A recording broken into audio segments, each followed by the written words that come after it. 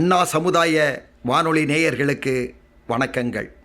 சிறுகதையும் சிந்தனையும் என்ற தலைப்பில் உங்களை சந்திப்பது சொல்வேந்தன் என்கிற டி.எம். செல்வக்கனி என்பவன் ஆவேன். அன்பு நேயர்களே, சிறுகதைகள் மனிதனை பக்குவப்படுத்தக்கூடிய நல்ல கருத்துக்களை கொண்டவைகளாக இருக்கின்றன. அருமை நேயர்களே, இன்றைய தினம் கலப்படம் பற்றி ஒரு சின்ன சம்பவம். ஒரு தமிழ் பற்றாளர் இருந்தார்.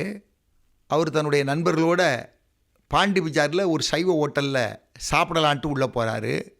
அங்கே ஒரு போர்டு இருக்குது, இங்குள்ள பலகாரங்கள் சுத்த நெய்யால் செய்யப்பட்டது அல்ல. ஆஹா, இவன் நெய்யில் கூட கலப்படம் பண்ணுறானா, நான் இந்த ஹோட்டலில் சாப்பிட மாட்டேன்ட்டு வெளியில் வந்துட்டார். அப்படியே மவுண்ட் ரோட் வழியே அந்த நண்பரோடு போயிட்டுருக்காரு. அங்கே ஒரு அரங்கம், காமராஜர் அரங்கம்னு வச்சுக்காங்க. அந்த அரங்கத்தில் ஒரு சொற்பொழிவாளர் பேசிகிட்டு இருக்கார். சரி, சொற்பொழிவை கேட்கலாமேன்னு இவர் தன்னுடைய நண்பரோடு உள்ளே போகிறாரு. அந்த சொற்பொழிவாளர் பேசும்பொழுது சொல்கிறாரு, நன்றி கலந்த வணக்கங்களை உங்களுக்கு நான் தெரிவித்துக் கொள்கிறேன் அப்படிங்கிறார். என்னடா இந்த ஆள் நன்றியையும் வணக்கத்தையும் ஒன்றா கலந்து பேசுகிறானே, சரியாக பேச மாட்டான் அப்படின்னு அந்த அன்ற ஒட்டு மொழியில் வந்துடுறார். அப்படியே மவுண்ட் ரோட்டில் போகும்போது ஒரு பெரிய புத்தக கடை தென்படுது. சரி, புத்தக கடைக்குள்ளே உள்ளே போய் அதை புத்தகத்தை வாங்கலாம்னு பார்த்து முன்னுரை எடுத்து படிக்கிறார். முன்னுரையில் அந்த ஆசிரியர் எழுதியிருக்கிறாரு, உண்மை சம்பவத்தோடு நான் என் கற்பனையையும் கலந்து எழுதுகிறேன்.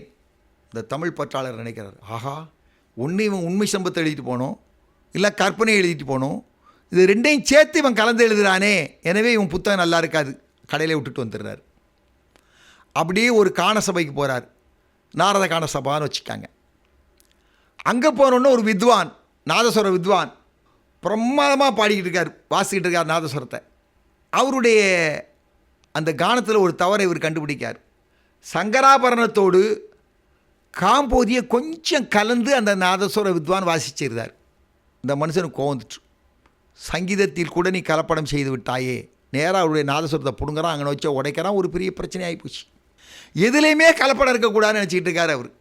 கடைசியில் ஒரு நாள் என்ன ஆகிட்டுன்னா, அவர் வீட்டில் இருக்கும்போது ஒரு பொண்ணு ஒரு பையனை கூட்டிகிட்டு மாலையும் கழுத்துமா வீட்டில் வந்து நின்றுட்டான்.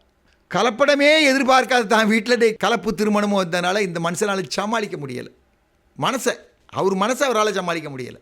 வேறு வழியில் இவர் மனசை இவரால் சமாளிக்க முடியலை. வீட்டை விட்டு வெளியில் ஓடுறாரு. ஓடினவர் அவர் பெரிய ஒரு மெடிக்கல் ஷாப் போகிறாரு. ஒரு 10-40 தூக்க மாத்திரையை வாங்குறாரு. நேராக வீட்டுக்கு வராரு.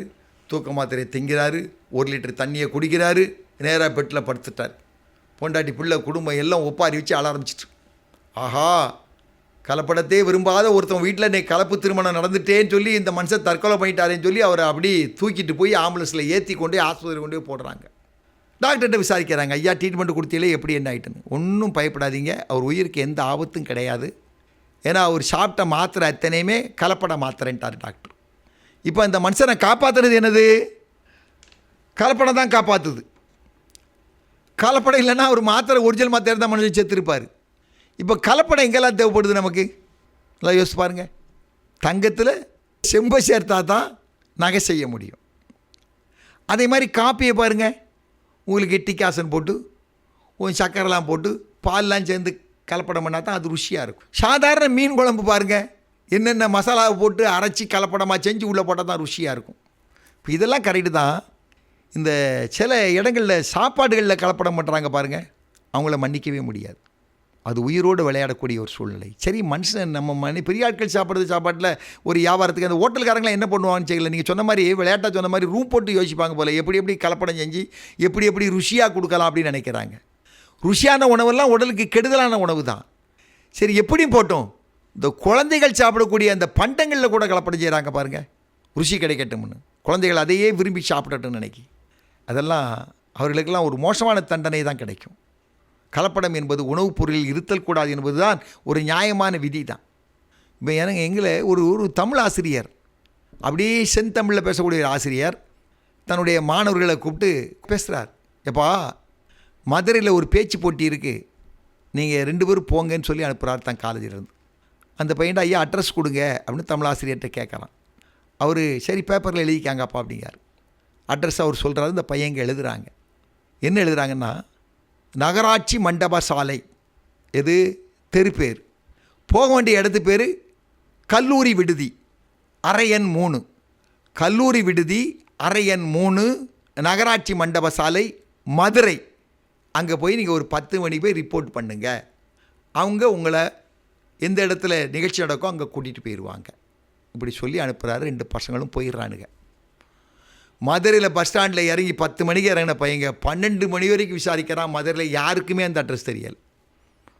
தெருவா சுற்றி பார்த்து இப்படி ஏரியாவே கிடையாதுங்கிற முடிவுக்கு வந்தாச்சு. பையங்க எல்லாமே வெக்ஸ் ஆகிட்டான். 2 பேரும் வெறுத்து போனாங்க. இப்படியே ஊருக்கு ஓடி போயிடலாம்ங்கிற முடிவுக்கு வந்துட்டாங்க.